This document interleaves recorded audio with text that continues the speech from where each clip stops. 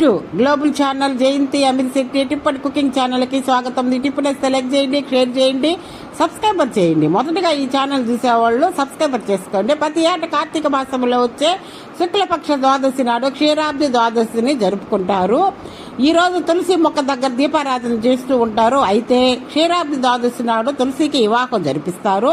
తులసి పూజ ఎందుకు చేయాలి, అసలు తులసికి చెట్టుకి ఎవరు తాళి కడతారు అనే గురించి ఇప్పుడు ఈ వీడియోలో తెలుసుకుందామా. స్కిప్ చేయకుండా లాస్ట్ వరకు చూడండి. ప్రతి ఏటా కార్తీక మాసంలో వచ్చే శుక్లపక్ష ద్వాదశి నాడు క్షీరాబ్ది ద్వాదశిని జరుపుకుంటాము.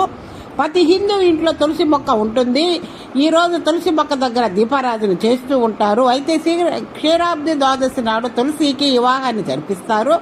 తులసి పూజ ఎందుకు చేయాలి, అసలు తులసి చెట్టుకు ఎవరు తాళి కడతారు, ఎవరితో పెళ్లి చేసుకుంటుంది, వంటి విషయాలు ఇప్పుడు మనం తెలుసుకుందామా. పురాణ గాథ ఏంటంటే, కాలనేమి అనే రాక్షసుడు అందమైన కూతురు పుడుతుంది. ఆమె తులసీదేవి ఆమెను వృందాగా పిలుస్తారు. ఆమె పేరు బృంద అంటారండి. వృందాన్ని పోయి బృందాగా వచ్చేసింది. ఆమె జలంధర్ అనే ఒక రాక్షసుడిని పెళ్లి చేసుకుంటుంది. శివుడు మూడో కన్ను నుంచి వచ్చిన అగ్నిలో పుట్టడం వలన అతనికి ఎక్కువ శక్తులు ఉంటాయి. జలంధరుడికి దేవుళ్ళకు అంటే అసలు ఇష్టం ఉండదు. కానీ దేవుళ్ళంటే ఎంతో ఇష్టమైన వృందాన్ని ప్రేమిస్తాడు. ఆమె విష్ణు భక్తురాలు. ఆ యువరాణితో పెళ్లి అయిన తర్వాత ఆమె భక్తి పవిత్రత కారణముగా జలంధరుడికి ఇంకా శక్తి పెరుగుతుంది. ఆమె పాతివత్వం వలన ఆయనకి ఇంకా శక్తి పెరుగుతుందండి. ఆమె ఎప్పుడు విష్ణుమూర్తి భక్తురాలు, వైకుంఠవాసుని భక్తురాలు. ఆఖరికి ఈశ్వరుడు కూడా జలంధరుడిని ఓడించలేకపోతాడు. శివుడిని ఓడించి విశ్వానికి అధిపతి కావాలని జలంధరుడు అనుకుంటాడు. అప్పుడు దేవుళ్ళందరూ విష్ణుమూర్తిని సాయం చేయమని కోరగా జరిగిన నష్టాన్ని అర్థం చేసుకున్న విష్ణువు మాయ చేయాలని అనుకుంటాడు. శివునితో జలంధరుడి యుద్ధంలో ఉండగా జలంధరుడి రూపంలో విష్ణువు వృందా వద్దకు వెళ్ళి ఆమెను తాకుతాడు. తాను భర్త కాదని ఆమె గ్రహిస్తుంది. దీనితో ఆమె పాతివ్రత నిష్ఠ భగ్నం అవుతుంది. జలంధరుడు బలహీనమవుతాడు. విష్ణుమూర్తి తాకంగానే ఆమె పాతివత్వం పోతుందండి. అప్పుడు అక్కడ జలంధరుడికి ఓటమి వచ్చేస్తుంది. నిజము తెలుసుకున్న ఆమె మహావిష్ణువు నిజ రూపాన్ని కోరుతుంది.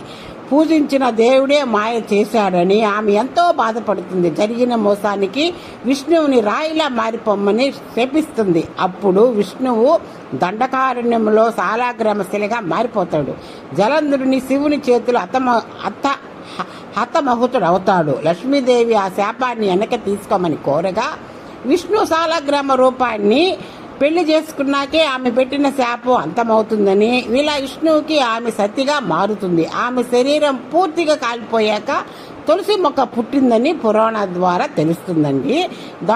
తులసి కోట దగ్గర ఉసిరి మొక్కను పెట్టి విష్ణుమూర్తిని ఆరాధించాలి. 12, 16 లేదా 21 దీపాలను వెలిగించవచ్చు. ఇలా వెలిగించే దీపాలను ద్వాదశ దీపాలు అని పిలుస్తారు. ఇప్పుడు మనం తెలుసుకున్నాం కదా, విష్ణుమూర్తికి తులసమ్మకి ఎందుకు పెళ్లి చేస్తారు అనే దాని గురించి తెలుసుకున్నాము ఈ పురాణ కదా. నచ్చితే లైక్ చేయండి, షేర్ చేయండి, సబ్స్క్రైబర్ చేయండి. మొదటిగా ఈ ఛానల్ చూసేవాళ్ళు సబ్స్క్రైబర్ చేసుకోండి. చాలా వేడుకగా చేస్తారండి ద్వాదశి రోజు తులసికి సాలగ్రామ పెళ్లి గురించి చాలా బాగా చేస్తారు. ప్రతి దేవాలయాలలో చేస్తారండి తులసమ్మకి విష్ణుమూర్తికి.